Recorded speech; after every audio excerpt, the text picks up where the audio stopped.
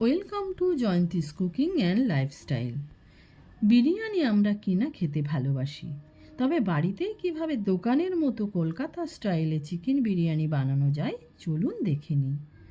সবার প্রথমে আমি 5টা পেঁয়াজ আর 6টা মিডিয়াম সাইজের আলু ভালো করে ধুয়ে খোসা ছাড়িয়ে নিয়েছি।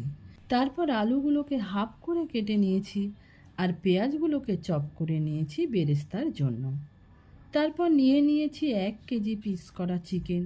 তার মধ্যে দিয়ে দেবো একে একে 2 চামচ লবণ, 1 চামচ লাল লঙ্কার গুঁড়ো, হাফ চামচ কাশ্মীরি লঙ্কার গুঁড়ো, 2 চামচ বিরিয়ানি মশলা।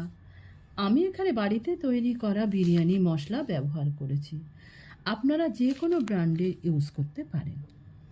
তারপর দিয়ে দিয়েছি 2 চামচ আদা রসুন বাটা, সামান্য পেঁয়াজ দিয়ে বেটে নিয়েছিলাম, 1 চামচ ধনে জিরে বাটা, 3 চামচ টক দই ও সামান্য গোলমরিচের গুঁড়ো।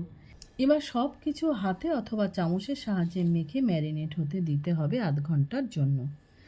এবার কেটে রাখা আলুগুলো লবণ ও ফুড কালার মাখিয়ে নেব। আর 1 কেজি বিরিয়ানির চাল ভালো করে ধুয়ে 1 ঘন্টার জন্য ভিজিয়ে রেখেছিলাম।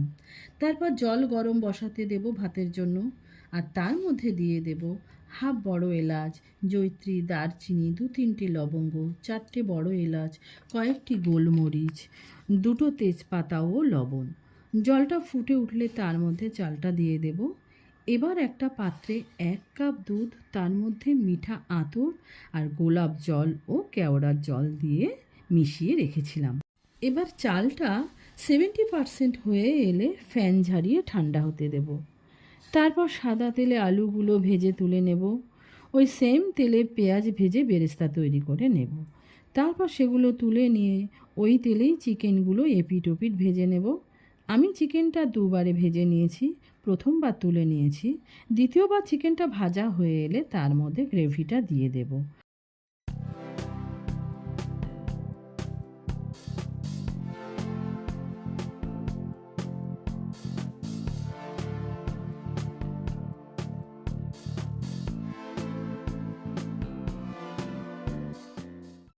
আর বাকি চিকেন আর আলুগুলো দিয়ে নেড়ে জল দিয়ে সেদ্ধ হতে দেব 10 মিনিটের জন্য। ফুটে গেলে 1 চামচ বিরিয়ানির মশলা, 2 চামচ কেওড়ার জল আর 1 চামচ গোলাপ জল দিয়ে দেব নামানোর আগে। এবার বিরিয়ানির জন্য মাংসটা একদম রেডি। মাংসের উপরে যে তেলটা ভাসছে সেটা হাতায় করে খানিকটা তুলে রাখবো। এবার একটা বড় হাঁড়ির মধ্যে কয়েকটি তেজপাতা দিয়ে নিচে বিছিয়ে নিয়েছি। তার মধ্যে মাংসের ঝোলটা দিয়ে দিয়েছি, তার উপরে অর্ধেক রাইস বিছিয়ে দিয়েছি এবং তার উপরে আলু ও মাংস দিয়ে, তার উপরে আবার রাইস দিয়ে বেরেস্তা, বিরিয়ানির মশলা, লবণ, চিনি, তুলে রাখা মাংসের গ্রেভি ও দুধ ও আতর মিশ্রণটা ছড়িয়ে দিয়েছি। আমি সেম প্রসেসে আবার লেয়ার দিয়ে দিয়েছি। তারপর 20 থেকে 25 মিনিটের জন্য দম দিলেই আমাদের বিরিয়ানি একদম রেডি।